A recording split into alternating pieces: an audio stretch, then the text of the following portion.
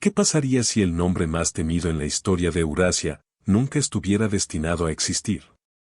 ¿Has oído hablar de los tártaros, ridicias del Apocalipsis, sombra de la horda mongol, la tormenta a caballo que sacudió los imperios? Pero, ¿y si te dijera, las personas que llevan ese nombre hoy? La mayoría de ellos nunca fueron parte de eso. No por sangre. No por la batalla. Ni siquiera por origen. Porque la ciencia real, los escaneos del genoma profundo, solo dejó caer una bomba tranquila. No hay tal cosa como ADN tártaro. Los mapas mintieron. Los libros de historia difuminaron la verdad. ¿Y el nombre? Fue cosido juntos por conquistadores, no antepasados. En el Volga, los tártaros descienden de las tribus finno-ugric, los comerciantes de Bulgares, tal vez incluso los jinetes iraníes. En Crimea, llevan genes de los antiguos griegos, los altos jailendes y los nómadas de estepa. ¿En Siberia? Algunos linajes tártaros son más antiguos que la línea de sangre de Genghis Khan, vinculada a los fantasmas paleosiberianos que cazaban mamuts. Un nombre. 3 mundos genéticos. 0 origen común. Entonces, ¿qué le pasa a un pueblo, cuando su identidad es una ilusión histórica? ¿Se pierden, o luchan más duro de pertenecer? La contradicción no es solo académica. Es emocional. Imagina llevar un nombre susurrado por tus abuelos, solo para aprender tu ADN cuenta otra historia. No de guerreros, sino agricultores. No de generales mongoles, sino chamanes de bosques y comerciantes de montaña. Tal vez no eras hijo de conquista. Tal vez, fuiste el conquistado. Y sin embargo, el nombre se quedó. Tártaro. Se aferra a humo. Sobrevive al imperio, el exilio y la migración forzada. Pero, ¿qué se une realmente a estas personas? ¿Cuándo las líneas de sangre no lo hacen? Si la identidad no está en la sangre. Entonces, ¿qué es? ¿Un recuerdo? ¿Un mito? ¿Una elección? Tal vez la respuesta no vive en quien lucharon los tártaros, pero en quien se convirtieron en silencio.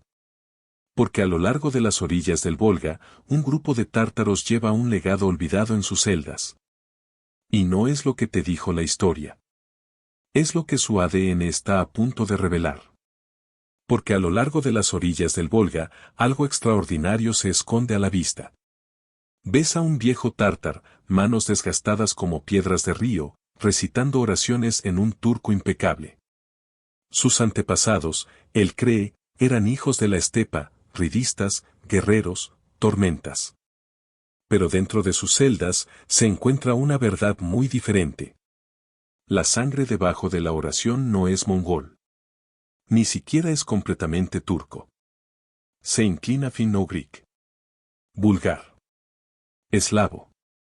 Una ascendencia río tranquila, no una estepa rugiente. Los genetistas lo desglosaron así, aproximadamente un 80% de Eurasia occidental, y solo 20% de Euroasian oriental. Los tártaros de Volga son más europeos que la mayoría de sus vecinos de habla turca. Imagina eso. Un pueblo que habla el idioma de los conquistadores, pero lleva los genes de las tribus forestales y los habitantes de los ríos.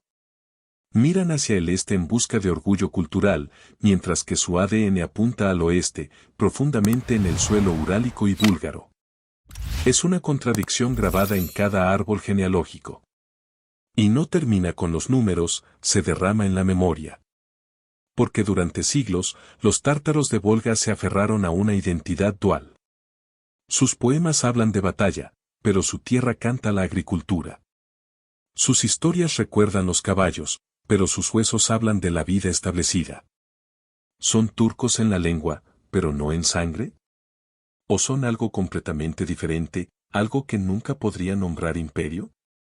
Tal vez lo que sucedió aquí no fue la conquista, sino la alquimia.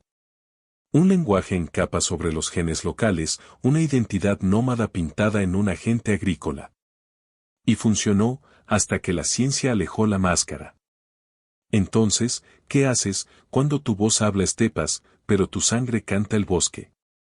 Si los tártaros Volga no son los herederos de la estepa, entonces, ¿quién es? Porque alguien por ahí todavía lleva la chispa nómada. El viento en sus venas. El polvo de las llanuras abiertas en su ADN. Y ese sendero lleva al sur. A una península marcada por el exilio. Y un pueblo cuyos genes aún recuerdan el mar. En Crimea, la tierra no solo recuerda. Respira. Debajo de las ondas poco profundas, fragmentos de templos, ánforas rotas, monedas que se usan suaves por agua salada. Permanece de mongoles, sino de griegos. Romanos. Alanos. Godos. Sin embargo, la gente que vive aquí hoy llevan un nombre susurrados por Steppe Warriors. Tártaros. Pero pele el nombre y su sangre cuenta una historia diferente. Porque los tártaros de Crimea, genéticamente, no pertenecen al este. Se alinean con el Mediterráneo. Con el Cáucaso. No con los mongoles que supuestamente los moldearon. Es una contradicción viviente. En la costa sur, las familias cocinan con aceitunas, hierbas, granos traídos por comerciantes marinos. En las montañas, las viejas todavía usan velos como sus antepasados caucásicos. Y a través de la estepa, los descendientes de los Nogai todavía viajarán, bailar y cantar como nómadas. Tres caras. Una identidad. No hay origen único. Los tártaros de Crimea son un mosaico humano, cada fragmento de un mundo diferente. Griegos que nunca se fueron. Godos que se mezclaban. Los turcos que gobernaron, pero no borraron. La etiqueta tártar llegó más tarde, marcada por conquistadores, repetidos por imperios, malentendidos por la historia. Pero el genoma no miente. La ciencia muestra que comparten más con bealcars, con armenios, incluso italianos, que con kazajos o mongoles. Sus genes no se hacen eco del trueno de los cascos. Llevan el silencio de antiguos puertos. El pulso de los caminos de montaña. El silencio del exilio. Porque estas personas, a pesar de los siglos de migración forzada, borrado y retorno, guardan sus raíces enterradas profundamente. Y sin embargo, no todos los tártaros de Crimea comparten el mismo pasado. Algunos recuerdan el mar. Otros, la estepa. Y lo que pasan, no siempre es lo mismo. Porque en las tierras altas, en las costas, en los pastas interminables, tres subgrupos evolucionaron uno al lado del otro. Cada uno conforma por geografía. Por matrimonio. Por pérdida. Pero mientras Crimea posee la clave de una versión de la historia tártara. Lejos hacia el este. Otra versión rompe todas las reglas que hemos aprendido hasta ahora. No hay pasado compartido. No hay ascendencia clara. Y ni siquiera un idioma común. Solo un nombre. Hablado por personas cuyos genes se niegan a coincidir. Y en ninguna parte es eso más cierto que en Siberia. Pensarías, a estas alturas, habíamos encontrado el patrón. Volga tatars, agricultores con destino a río con ilusiones estepa. Tártaros de Crimea, raíces medias de Mediterránea envueltas en mito nómada. Pero luego viene el tártar siberiano. Y el patrón, colapsa. En las llanuras congeladas de Siberia Occidental, un nombre sobrevive, tatar. ¿Pero la sangre debajo de ella? Rompa todas las expectativas. Un grupo lleva ADN atado a Asia Central. Otro se inclina hacia el Cáucaso. ¿Y un tercero? Tiene fragmentos de un mundo desaparecido. Siberians de la Edad de Hielo. No mongoles. No turcos. Ni siquiera indoeuropeos. Algo mucho más viejo, hormigueos de mamuts, cuya línea de alguna manera lo hizo a través del tiempo, y la guerra, y el imperio. Imagine ser parte de un grupo que se llama a sí mismo tártaro, pero comparte menos ADN con otros tártaros que con sus vecinos no estatales. Eso es lo que muestra la ciencia. 5 subgrupos tártaros siberianos. Cada uno tan genéticamente diferente, bien podrían ser 5 pueblos separados. Y sin embargo, usan la misma etiqueta. Canta en lenguas similares. Comparta vacaciones, recuerdos, canciones. Pero si tu ADN no tiene nada que ver con los demás, ¿qué te sostiene? ¿Es idioma? ¿Fe? ¿O es supervivencia, otra vez? En una aldea boscosa, un anciano tártaro bendice a su nieto con palabras transmitidas desde la Horda Dorada. ¿Pero la línea de sangre del niño? Nunca tocó la estepa. Vino del norte. De pastores de renos y ríos helados. Sus antepasados no montaron caballos, pescaron a través del hielo. Entonces, ¿cómo hicieron estas personas, por su nombre estas personas, por su nombre? ¿Es tártaro una historia que se dijeron a sí mismos, que sobrevivan a ser olvidadas? ¿O una capa colocada sobre tribus que nunca la eligieron? Una cosa es segura. Cuanto más vamos a Siberia, menos sentido tiene la superficie. Porque estos tártaros no solo están genéticamente distantes el uno del otro. Están distantes de todos. Un mosaico de linajes perdidos. Usar un nombre que nunca fue suyo para empezar. Pero incluso en este caos, hay una pregunta que no podemos acudir. ¿Hay un solo hilo que los une a todos? ¿O estamos mirando una colcha cosida de huesos, fronteras y palabras prestadas? ¿Sin ningún centro en absoluto? Y sin embargo, algún momento, todavía hay una sombra que los toca a todos. Un nombre débil y resonante. Un susurro de la estepa. Mongol. Llega como polvo a través de un campo de batalla, revuelto en pancartas, fuego, truenos. La Horda Dorada no solo conquistó las ciudades. Renombró a la gente. Y para los tártaros, esa sombra nunca se levantó realmente. Hoy, a través del Volga, Crimea, incluso Siberia, queda un rastro. No ruidoso. No dominante. Pero real. Un pequeño porcentaje, al menos 2%, de los tártaros modernos aún llevan la marca de una línea de sangre. C2. El haplotipo Genghis Khan. Ese número debe ser pequeño, insignificante. Pero no lo es. Porque los mongoles no ganaron a través de los números. Ganaron a través del miedo y el control. A través del dominio de élite. Un puñado de hombres en caballos no necesitaban reemplazar a sus antepasados. Solo tenían que gobernarlos. Reemplace su idioma. Tus costumbres. Tu memoria. Y en muchos lugares, lo hicieron. Hoy hablas una lengua turca, no porque tus antepasados fueran nómadas, sino porque la estepa decidió que así sonaría la supervivencia. En una casa tranquila, una familia tártara abre un informe de ADN. Ahí está, C2. Un marcador del este.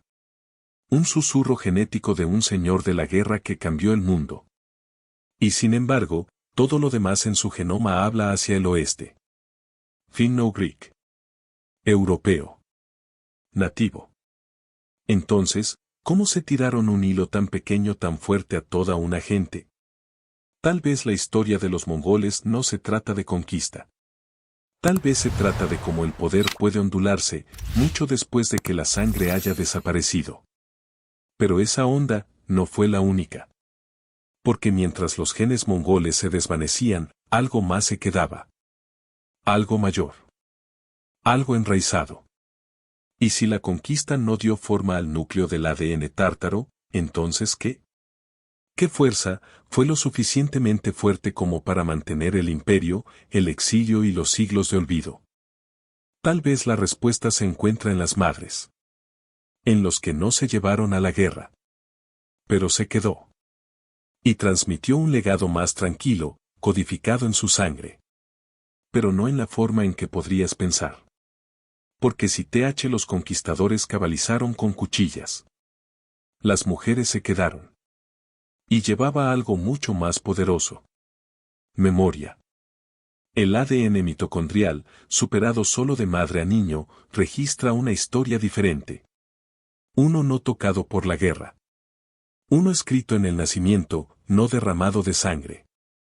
Y cuando los científicos rastrearon las líneas maternas de los tártaros, lo que encontraron fue sorprendente. No es una explosión de invasión de estepa. No es una inundación asiática. Pero continuidad. Profundo, antiguo, enraizado. 85 a 90% de los ADN-MT tártaros provienen de Occidente. De Europa.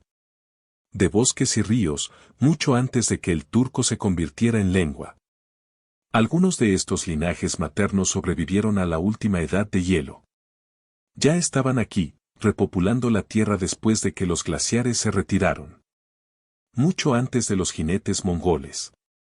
Mucho antes de que cualquier imperio supiera sus nombres. En sus caras, aún puedes ver los ecos. Ojos con forma de sangre urálica. Los pómulos rastreados a las colonias griegas, a los sobrevivientes góticos, a las novias que aprendieron a quedarse. Estas mujeres no estaban en las crónicas de guerra. Pero soportaron las consecuencias. Plagas. Deportaciones. Conversiones forzadas. Pérdida tras pérdida, pero a un paso al hilo. No fueron los que nombraron imperios. Pero construyeron lo que soportó. Puedes sentirlo en los rituales. Las canciones cantadas a los niños de la cuna. Los alimentos pasaron a través de los exiliados. La fuerza tranquila detrás de cada migración. No escribieron los titulares de la historia. Pero mantuvieron vivas las raíces. Y esa es la contradicción. Los tártaros pueden hablar el idioma de un guerrero. Pero llevan la sangre de una madre. Viejo, constante, ininterrumpido.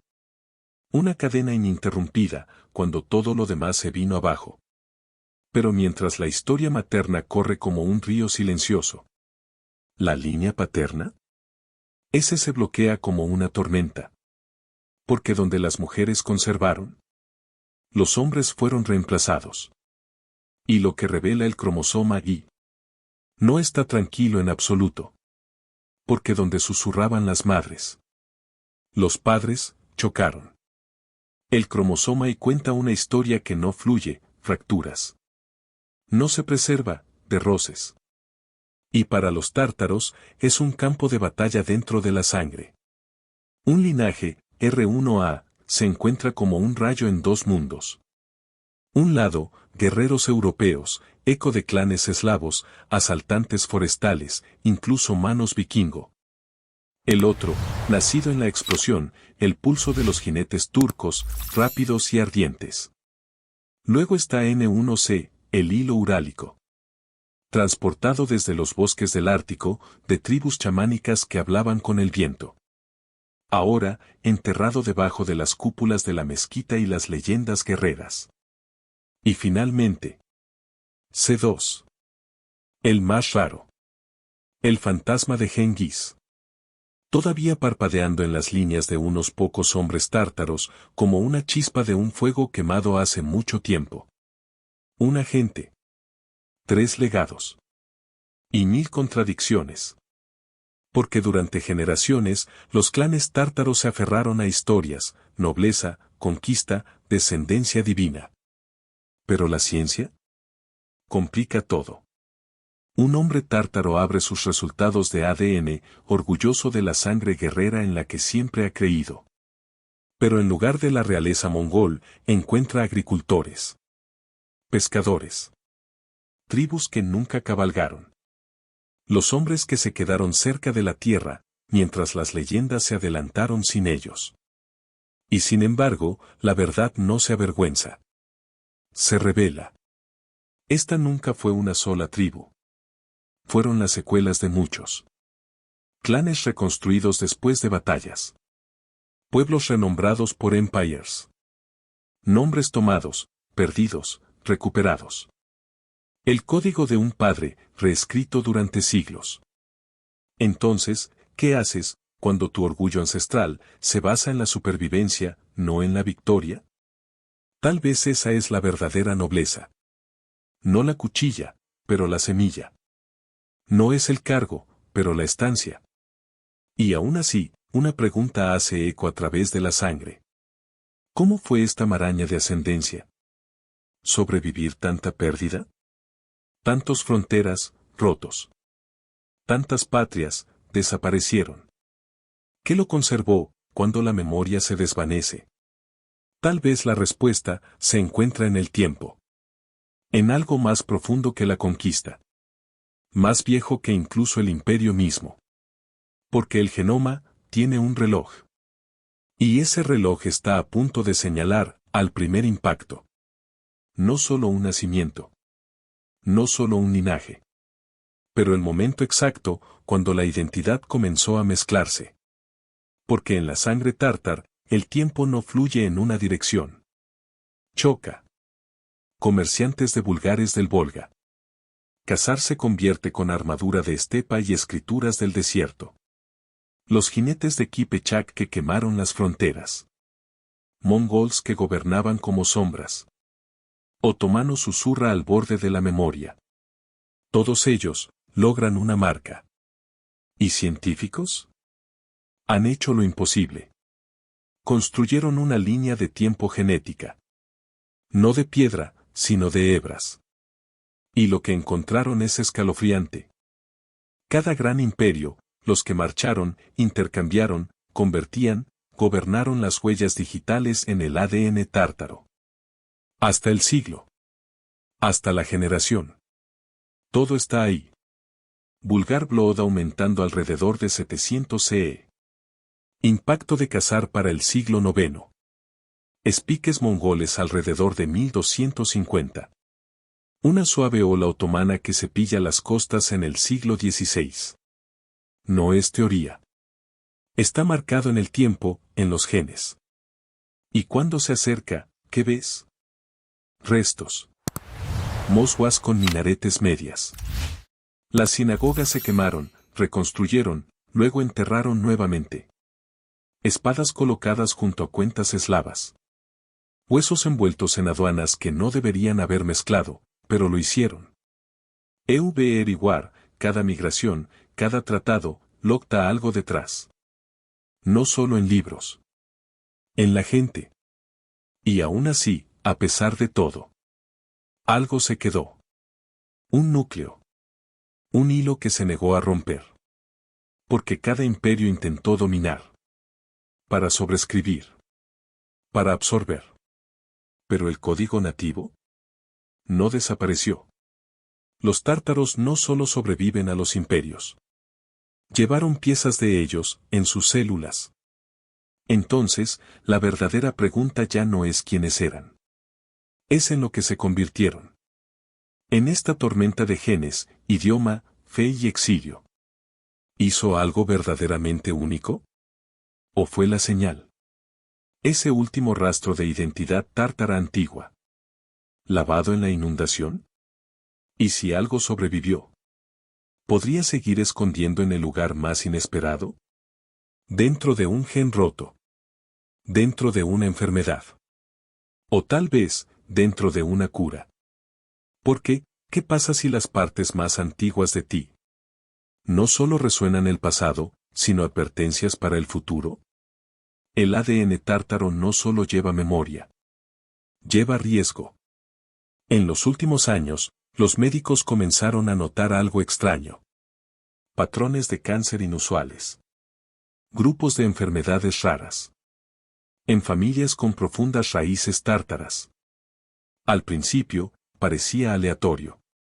Entonces, un gen seguía apareciendo. CDK12. Una mutación. Pequeño, silencioso y mortal. En la mayor parte del mundo, esta variante es rara.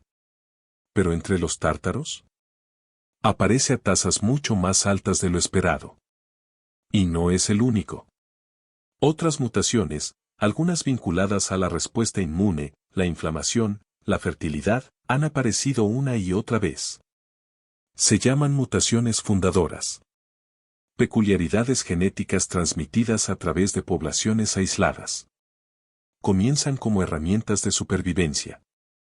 A veces, son regalos. Pero llevado lo suficiente, pueden convertirse en trampas. Es como si tus antepasados dejaran una caja cerrada. Y dentro de él, son ambas armas y heridas. Hoy, los genetistas tártaros están corriendo para entenderlo. No solo para salvar a su gente, pero para decodificar un legado escrito en sangre. Están probando huesos de entierros antiguos. Están mapeando linajes a través de siglos de exilio. Están tratando de responder una pregunta. ¿Cómo se mantuvo vivo una gente mixta, dispersa y a menudo silenciada, mantuvo vivo un código tan raro?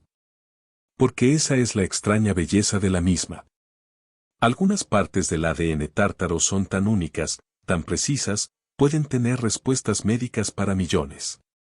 Una debilidad se convirtió en fuerza. Una cicatriz, convertida en estrategia. Pero incluso a medida que la ciencia avanza, otra fuerza se está acercando. Los bordes se están desvaneciendo. Los idiomas se están fusionando. Los jóvenes se casan mucho más allá de las viejas líneas. Y ahora, el genoma tártaro enfrenta un tipo diferente de amenaza. No invasión. No exilio. Disolución. Entonces, la pregunta no es solo lo que está oculto en el código. Pero si ese código sobrevivirá en absoluto. Porque a medida que el mundo se mezcla con uno, ¿el grupo de genes tártaros? Sus misterios, sus riesgos, sus milagros. ¿Desaparecer con eso? ¿O resistir? Porque la historia del tártar no termina con la guerra. Termina con el olvido. Y eso es lo que intentaron hacer.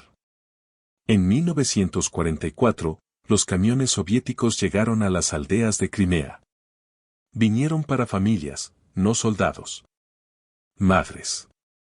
Maestros. Niños. Los tártaros fueron etiquetados como traidores. Cargado en autos de ganado. Deportado hacia el este, miles de millas, en nada. Las casas fueron incautadas. Los nombres fueron borrados. Incluso lápidas, reescritas. ¿Pero el genoma? No olvidó. Incluso después de la rusificación forzada, incluso después de décadas de exilio, la firma genética tártara se negó a desaparecer. Los científicos probaron generaciones posteriores a la deportación. Esperando un desenfoque, Asia Central, de Asia Central, mixta. Pero no. El mosaico permaneció. Algo lo mantuvo unido. Y hoy, ese algo está aumentando de nuevo. Los jóvenes tártaros, lejos de su tierra ancestral, están rastreando árboles familiares con dedos temblorosos. Desenterrando canciones una vez prohibidas. Los dialectos que hablan solo susurrados en cocinas. Una niña sostiene la bufanda de boda de su abuela. Usado en Crimea, enterrado en Uzbekistán, se desarrolló ahora como una bandera. No de protesta. De supervivencia. Porque en cada ritual redescubierto, cada receta perdida volvió a cocinar.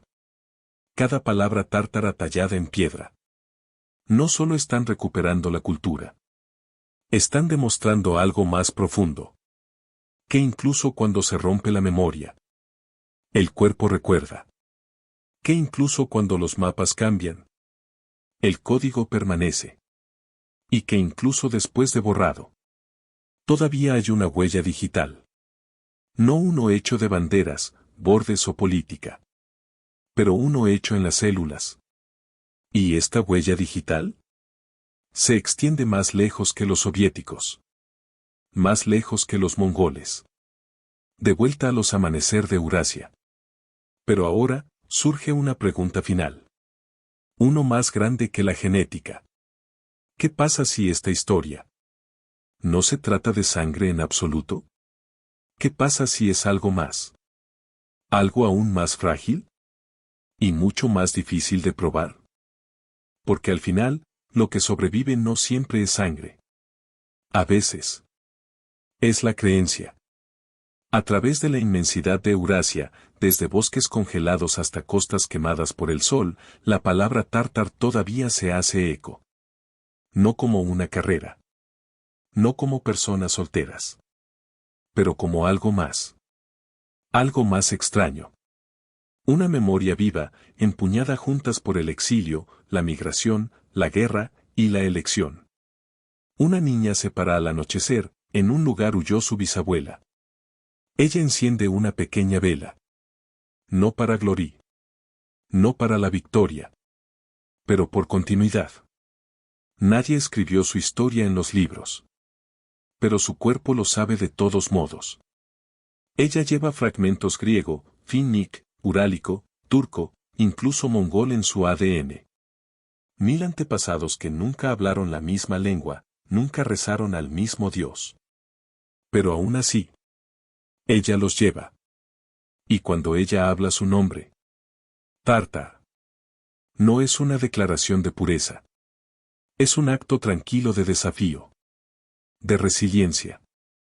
Porque ¿y si tu identidad no es un origen único? ¿Qué pasa si es la tensión entre todos ellos? ¿El silencio entre idiomas? ¿La música entre migraciones? La genética nos da datos. Pero no nos da sentido. ¿Esa parte? Esa parte es tuya para escribir. Entonces, si tus genes llevan 1000 mundos, ¿quién puede decir cuál es el tuyo? Y tal vez ese es el legado. No de una tribu. Pero de transformación. No de imperio. Pero de resistencia. No de una sola respuesta. Pero de una pregunta que sigue moviéndose. La pregunta interminable del tártaro. Pero esta historia no se detiene aquí. Porque la próxima vez abrimos las puertas a un reino que la mayoría cree que desapareció. Una nación que cambió la fe, cambió las fronteras, y luego desapareció. Los Hazars. Y el misterio que dejaron atrás. Podría estar viviendo dentro de ti.